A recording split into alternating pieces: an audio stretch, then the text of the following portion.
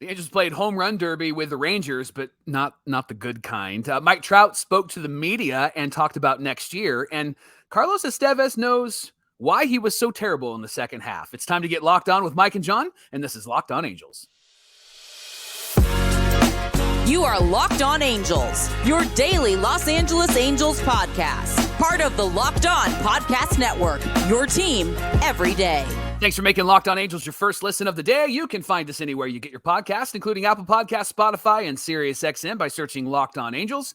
And the best way to help us out is by giving us a rate and a review. And if you're watching on YouTube, make sure that you're subscribed and click that bell to be notified every time a new episode drops. Thanks for being here for this episode of Locked On Angels, where it's your team every day. You've got the Frisch Brothers here with you, a.k.a. the Super Halo Bros. My name is John, and that's my brother Mike. And my name is Mike, and that's my brother John. Hey, we're wrapping up our second season here at Locked On Angels, and of course, we'll be here through the offseason and into 2024, which we're all looking forward to at this point, because there's a lot to be excited about in terms of the young players that are there, the young core. We're very excited about them. Hey, Locked On Everydayers, don't forget that this Friday is a Fan Mail Friday, the final Fan Mail Friday of the season. Can you believe it? That's incredible. And of course, on today's show, Mike Trout showed some emotions today talking to the media, and we're going to talk about what he said to the beat writers and to Bally Sports. And did he say anything that was telling, or was it a typical Trout? It's tough. It's tough interview. And we're going to talk about why Estevez thinks he's struggled in the second half of the season. But first, Mike, let's talk about the home run derby the Rangers put on in Anaheim last night. The Angels lost 5-1 in this one. It wasn't supposed to be a home run derby because Patrick Sandoval was off to a pretty good start, right? 3 innings, 2 hits. The 5 walks is always concerning, right? He seems to struggle with that, right? 2 strikeouts through 65 pitches. And then in that 4th inning, it was after he had walked somebody and then he threw a fastball, and I think he walked that second batter. You could just tell that something was up because he walked off the mound and he was standing a bit awkward. Moustakis pointed it out immediately. He was like, get in here because he's hurting. Right. And they said it was an oblique issue. Can we just call a timeout for a second? Is there anybody watching or listening that is an oblique specialist? Because we need some sort of help. Can we stretch these guys out? Can they start stretching out now? John, what is with all these oblique issues? This is a phenomenon that doesn't happen most often with other teams that I've seen, at least. You know, I have scoured the internet up and down, and if somebody has the information and can send it our way and is a better, investigator than I am, trying to find out how much the Angels actually put into their medical staff, because they have one. Yeah. And they show up. The way you said that. Yeah. They have one. They have one. I'm pretty sure they employ people to, do training and physical therapy. We handed out the name badges. Yeah. You got one of those little beeper cards that let you in the building. Yes. You got one of those, didn't you? We took your picture. But Mike, it's compared to other teams. I mean, is this another area where Artie and company are skimping out on what they need to be paying for, like they have with minor leagues for the last 20 years? I mean, it feels like that, it's right? Insane. You know what it feels like, Johnny? You ever seen the movie The Other Guys? It feels like this is Mark Wahlberg and Will Ferrell's characters in The Other Guys, where they just kind of sit in the office and they do desk pops and they don't actually do anything of significance, right? And so that's what it feels like with this. You asked me what it feels like, and I said it feels like oblique tightness. That's what it feels like. I got a pain right here on my side, right? It hurts, Johnny, right here. Can we talk about Sandy for a moment? I know you're a fan. You've been a fan since the beginning. Don't put that on me. No, I'm just kidding. It's true. I've been a fan since the beginning. You have, and you've been for him through thick and thin. And I have a thought on him. I want to get your thoughts on it. So I think Sandoval is different than Reed Detmers in his correct ability. Is that even a word? In his correct ability. I think Detmers has the skill, and I think that he has the will. I think where he needs work is in his skill, and I think that has to do with coaching, because when he's been coached, when they've corrected him, he's pitched really well. Sandoval, I think, has the skill.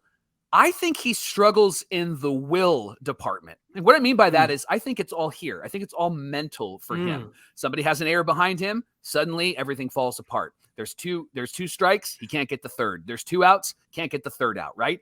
And so I think that it's more mental. I think it's a will thing. How'd you come to that conclusion? It's all mental. How'd you figure that out? I'm a genius, right? Yeah. I'm a genius, right? And here's the thing. Will is not something that you can necessarily teach. Okay. But I do think that they could help him. And I think this offseason, if I'm the Angels, I'm setting up a conversation. And I mean this in no disrespect to Sandoval, but I'm setting up a conversation maybe with a psychiatrist or a psychologist. I think he needs to talk through some of what he thinks and feels in those moments. I think that if he can get some sort of rhythm, some sort of statement, some sort of, I don't know, a belief statement, maybe a purpose statement for himself in those moments, a psychologist or a psychiatrist that could teach him how to pivot in those moments, I think he could be so much better. And it would just be a waste of time to spend time going, hey, if you throw the curveball like this, Sandy, or hey, if you throw the slider more, I think that would be more of a waste of time to not spend time on what's actually happening inside of his mind and how he's responding. And so, again, I don't mean that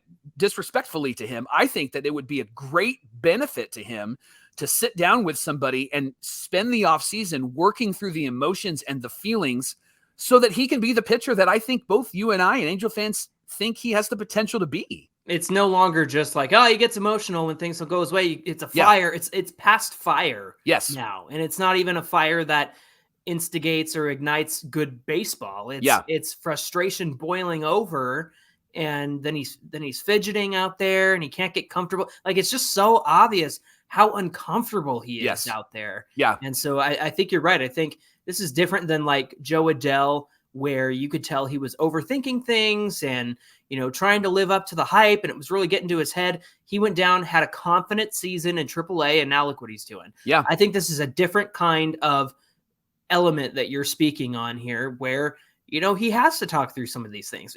BetterHelp sponsors the show sometimes. Maybe hook him up with BetterHelp. Use code Locked On MLB or $20 off. Yeah, exactly. Your first, we got you off the first month.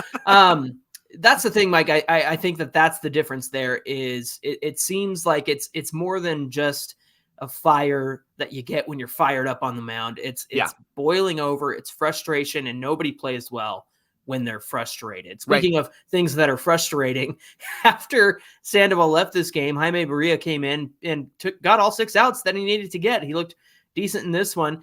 Jimmy Herget gives up back-to-back solo home runs to the Rangers.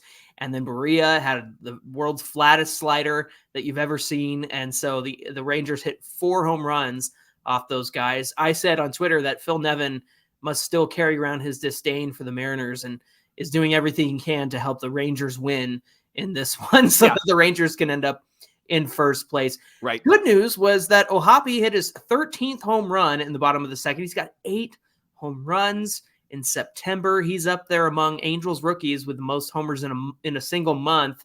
I believe Mike Trout had 10 his rookie year in July, which is pretty awesome. Mike, I think he has a chance. We were talking about it for him to pass Benji Molina as an Angels rookie catcher. He's got the record at 14, and he probably had 200-300 more at bats than O'Hoppe did this season. And O'Hoppe's almost there. So that was great. Stefanik, 3 hits in this one. Let the guy play. Let Stefanik play. Gwen Stefanik is our guy. No doubt about Gwen Stefanik. You know what I'm saying? Now, this made me laugh because Nolan Schanuel fouled a ball off of his knee in his first at bat. Right. And then the very next pitch hits a double down line to get that hit streak or that on base streak out of the way. And it was very reminiscent of what Shohei Ohtani has done in the past, where he'll foul a ball off and get back up and hit a home run. And Schanuel did kind of the same thing. He ended up getting his 27th consecutive game on base, sole proprietor of 4th place all time, Mike. So he can claim that proudly. That's pretty cool for Nolan Schanuel. Love that. I love him, and I'm glad he's on this team. And I think that he is somebody that if you have in the lineup along with a Stefanik, you have 2 guys that make contact, Johnny. You have 2 guys that swing the bat really well. And we had a personal friend who posted on Twitter a side-by-side of Stefanik and David Eckstein, and their swing is very similar. And if Stefanik can put up Eckstein-type numbers, I think that this guy needs to be in the starting lineup next year because he's somebody that he makes contact. I mean, I think he won the batting title in the minor leagues in AAA this year, or at least was close to it. The average, so this guy's good, and he's shown up on the defensive side. I know there was a lot of questions about that, but watching him play third base, he looks pretty confident out there and had a great snag the other night. So I think he's somebody that the Angels should count on in 2024. Last bit of news coming out of yesterday's game, right before we found out Aaron Loop's locker is gone. He went on the injured list over the weekend. Add one to the list of injuries, Mike. I said it's no longer an injury bug. It's an injury monster for the Angels. Now, they do have an option for Loop, a team option. However, he has a $2 million buyout. I imagine they'll take the buyout. But, they've never failed to surprise us, so we'll see what happens with Aaron Loop picking up that option next season, whether they do it or not. Hey, the Angels are back at it tonight, 6:38 Pacific time. You can catch every pitch of the Angels hometown broadcast on SiriusXM with the SXM app. Just search Angels. And yesterday, Mike Trout had a pretty emotional interview for Mike Trout standards. And so we're going to get into what he had to say and what we think it means and why the emotions came so strong for him. We'll talk about that coming right up. Locked On Angels is brought to you by LinkedIn Sales. If you're struggling to close deals, LinkedIn Sales has a solution for you. They've created something called Deep Sales. This platform helps overcome sales challenges with technology that translates comprehensive, high-quality buyer data into real-time insights. Translation, it's really going to help you out, especially if you're making like cold calls and not sure who's going to be on the other end. And they've offered this platform for you. It's built in with the next generation of LinkedIn Sales Navigator. So right now, you can try the LinkedIn Sales Navigator and get a 60-day free trial at linkedin.com/lockedon. That's linkedin.com/lockedon for a 60-day trial. Let LinkedIn Sales Navigator help you sell like the superstar that you are. Just go to linkedin.com/lockedon today to get started. Thanks for making Locked On Angels your first listen of the day. Hey, everybody, you know, we have Fan Mail Friday coming up, and we'd love to get your questions in because we're sure you have a lot of thoughts and feelings. The easiest way you can do that is by getting at us in the YouTube comments if you're watching on the video side, or get at us at Locked On Angels on Twitter, at Super Halo Bros on Twitter and Instagram. You can even give us a call on our voicemail line. You can find that number in the episode description below. The Rangers and the Angels are back at it at the Big A tonight, 6:38 Pacific time. You got Reed Detmers on the mound. He's going to be out there. It's at this point, it might be iffy on who the Rangers are rolling out there. It might be Martin Perez. We'll see. But you can catch every pitch of the Angels hometown broadcast and find out who's pitching just by searching Angels on SiriusXM with the SXM app. Carlos Estevez, Johnny, has had a really good year. If you look at the numbers from, 20 miles away. I liked what you did the other day. Hey! Yes. That's pretty good. Yeah. So if you don't have 20/20 vision, it looks like a really good year. With 20/20 vision, you could say, wow, that second half, that was a struggle. And some of his blown saves have been in games that I felt like the Angels desperately needed, especially with them in the race for the wild card when they were still in the race. But even when he blew it against the Rays, like I would have loved to have seen the Angels take 2 out of 3 from the Rays. So Jeff Fletcher sat down with him, talked with him about this second half. And here's some of the things that Esty said. He said he didn't feel fatigued during games in the second half, but he did say that his work between starts may have been affected by fatigue, which caused him to lose his mechanics.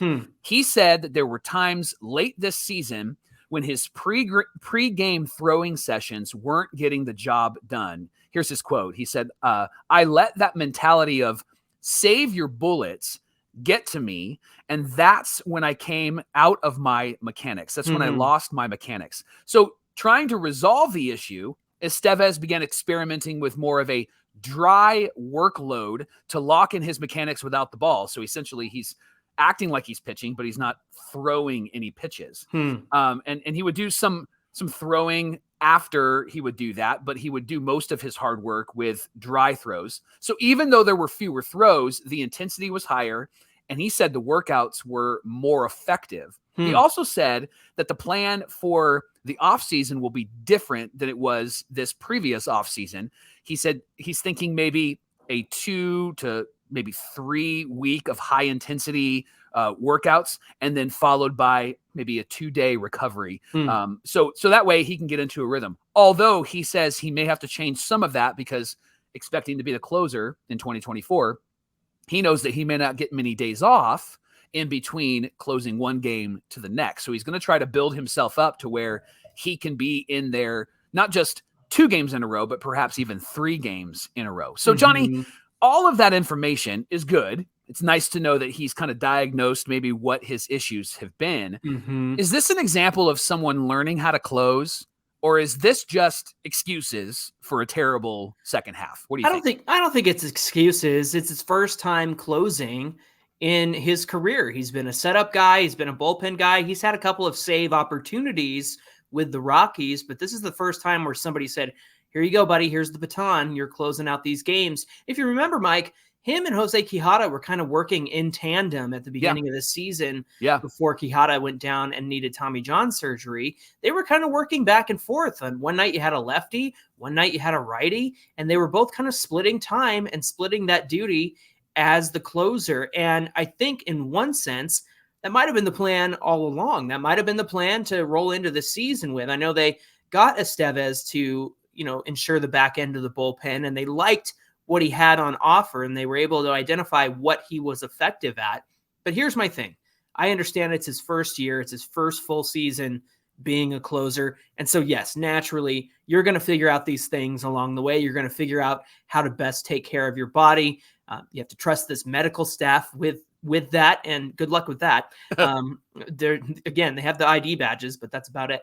But again, you're going to figure these things out along the way. So I think this is great. I buy what he has to say. Okay. I will say, though, that I don't think that you and I were wrong in saying that he hasn't made any adjustments, and the league can figure you out fast if you don't make those adjustments. And I think what we're seeing from Carlos Estevez has been the same guy all season long. And by this point, teams have seen you a couple of times. They get used to your tendencies and what kind of pitches you're throwing and things like that. And so it makes sense that the guy on the Mariners hit that home run that really crushed us in that series against the Mariners. We thought it was a shoe-in for Esty to win that game. And he threw, the high fastball. He threw it again, and he got hit, and he got a home run off of him. And that just seems to be the case. People are making contact against him. I will say, was it the Rays game where he blew the save? It just seemed like there was a lot of not dinky doos, but just stuff getting through and things like that. And just not sloppy defense, but it was just like, that's baseball. A good team found a way. Yep. Yeah. And they made contact against him. And that's the biggest thing for me. I believe that Carlos Estevez, knowing all that he knows now on how to, make a plan for 2024, whether that's here or somewhere else, he has to keep in mind that it's important for him to make adjustments along the way. What do you think? Yeah, I do. You don't agree. I do see what you're saying, and I see what he's saying. I would say this, just the eye test tells me he was getting hit a lot in the first half. And so I think what teams have figured out is his tendencies, but a lot of the expected batting average in the first half, what it should have been versus what it was really high, right? And so second half, those numbers kind of found their footing. They kind of became equal. And so I think he had some luck in the first half. And in the second half, the luck ran out for the entire team, right? And especially for Estevez. And the whip is not great either. Right. He's putting on a runner and a half every inning that he's out there. And as a closer, that's a death sentence for your job. And it changes how you're going to pitch. It changes the pitches you're going to throw. And it changes how your rotation and your windup and all of that stuff. Changes where guys are standing on the field and where your infield's lined up. Yeah, exactly. It's why you see closers typically have the same windup no matter who's out there. Like Troy Percival was always going to give you that big old leg kick no matter what, right? Whether you were, Dave Roberts over at first base that could steal every bag, or if it was a slow runner like Mo Vaughn, like he was going to give you that strong leg kick because he knew he had to keep within his mechanics. And that's the wisdom of a closer. So what I do like about what he said here is that he is understanding what he needs to do in order to be a successful closer and to be a successful closer potentially for the Angels in 2024. Do you think he's the guy? I mean, if he's still around, I think it really depends on what this offseason looks like for the Angels. Again, you and I have talked about what becomes of Drury, what becomes of Estevez. Do they contribute in 2024? Or does Perry find a way to get more Perry Manassian type guys back on this team? And having said that, he's the one who signed them, and they've been, pretty good free agent signings for Perry Manassian. So perhaps he wants them as part of 2024 as well. Locked On Angels is brought to you by Jace Medical. You can take control of your medical care and your treatment with a Jace case. A Jace case is filled with specific personal medications, antibiotics that are safe and appropriate for you. And here's how you can get those safe and appropriate antibiotics. Just fill out their online form, and one of their board-certified physicians will review your needs, and then they're going to send your specific prescriptions to one of their partner pharmacies. They're going to fill your Jace order, and then they're going to send it directly to your home. If you have any questions, they have medical physicians that are available to answer all of those questions at any time. So get yourself a Jace case. You can save more than $360 by getting these life-saving antibiotics with Jace Medical, plus an additional $20 by using our promo code Locked On at checkout. Visit jacemedical.com. That's JASE medical.com. Mike, I don't know about you, but there are certain times in baseball where a clip comes up or something happens, and I invite my wife over. I invite Abby over. I'm like, you got to look at this. I need you to watch this. And I did that with a Mike Trout interview yesterday, and she went, "Oh, Mike." Yeah. Johnny, when he was asked about this season, and we'll get into some of the quotes in a minute, but when he was asked about this season, he said, "Man, it's tough." And it was going to be your typical Mike Trout interview, right? Mm-hmm. And then he paused, and then he did the athletic, manly, superstar, right? Like he had that, like, he just you went, heard the gulp. He went, hey, I just want to be out there, right? Like, and you could hear the emotion. Johnny, I want this guy to be on our team for the rest of his life. No, seriously. Give me that in a bottle. Yes. And sell it. Yes. He said, I want to be out there. Nobody wants to win more than me. I loved what I saw yesterday. And I also hated the fact that it got retweeted by a lot of different people, some of the big media, Major League Baseball outlets. And fans were like, no, this guy doesn't want to win because if he wouldn't win, he wants to get off the Angels. Listen, you don't know how to win or how to lead. Come on. If that's exactly your response to this. Because I'm going to go over here where it's easy. And yes. Yes. And I, we're brothers. I know your story. You know my story. We have situations in our life where we had to make really hard decisions about leading the way in certain circumstances. And it would have been easy for us to go and take the easy route. It would have been easy for us to go and do the easy thing. But we have moments in our stories where we've taken the hard route because it was the route that needed to be taken. We were going to lead the way. And I'm sure many Locked On everydayers, viewers, listeners have similar stories. And that's why I love this, Johnny, because it would be easy for Mike Trout to get traded to the Phillies or get traded to whoever, or go and play somewhere else, play for the Dodgers so you can win. And again, I'm going to be a broken record. That's the Kevin Durant story. Yeah. And I think Mike Trout, and I would say even Shohei Ohtani, they want to tell a Steph Curry story. We're going to be here. We're going to win here. We're going to do whatever is necessary here. And I love that about Mike Trout, John. We just need Joe Lacob to, get some of that Warriors money by the Angels. Mike, let me share what was said yesterday. So he said this. Sam Blum tweeted it. We saw it in the interview. He said, Mike Trout on if he plans to be with Los Angeles Angels in 2024. I go through this every year. These are private conversations I have with Artie and John. That's Artie Marino, John Carpino, fan favorites around here. I'm doing the same thing I've done the last 13 years, going into the offseason, clearing my mind, going into spring, wearing an Angels uniform. And then Mike Trout on if he feels the Angels ownership and front office can get them to the postseason. He said, look, we've got a lot of guys that just came in. If you look what happened over the year, you don't see it. But in April, while we were playing in the majors, our first baseman was taking college at-bats. Yeah. And then they asked him about Phil Nevin, and he said, I love playing for Phil. He takes care of his guys. He wants the best for this team. not being out there because I know how much he cares about us. It just sucks. And what I appreciated about him saying, I know he says that about Sosha and Madden and all those guys. Like, I know he's going to say that about his manager, but the thing is like Mike means it. Yep. And you can tell that he means it. And I think the emotions that came across today show that he means it. Mike, I think he recognizes that, like, not putting this on him, but like, he's part of the issue. Yeah. He's got to be out there. And that's why he's so frustrated and overcome with emotion, because he knows how important to this team he is. He knows how important it is for him to be batting in front of or behind Shohei Ohtani in the lineup. He knows how important that is. And it made me sad because I think he did the same thing that we talked about last segment with Carlos Estevez, figuring out what he needs to do to take care of himself. Well, Trout did that. You know, he had the calf thing, which took him out for most of 2021. He had the back issues. So what does he do? He hires people over the offseason. He said he hired people to help him out. And now he's got a whole new routine. And then he breaks his hamate bone. Yeah. It's just like, come on, man. Like, that sucks. And it just sucks for Trout. And this is a world of difference between a Mike Trout and then an Anthony Rendon who's on the dead list. And, and I don't want to talk about Tiny right now. I just want to talk about Trout. And you're right, Mike. People saying that Trout just is here for the weather or his family's here, it's easy and da-da-da.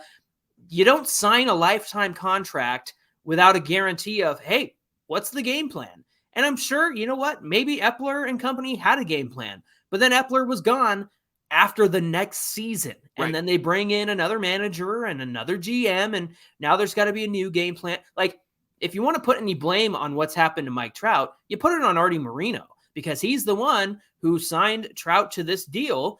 And theoretically, they had a game plan. And Trout was like, yeah, that sounds good. I like that. Let's go forward with that. Shohei Ohtani was part of that game plan. Getting Shohei here to pitch and hit was part of that game plan. And unfortunately, Shohei got hurt in the first 6 years, or the first half of the 6 years, and Trout's been hurt the last 3 years. And so it's danged if you do, danged if you don't. But the truth is, this is a guy I will root for every single day of the week.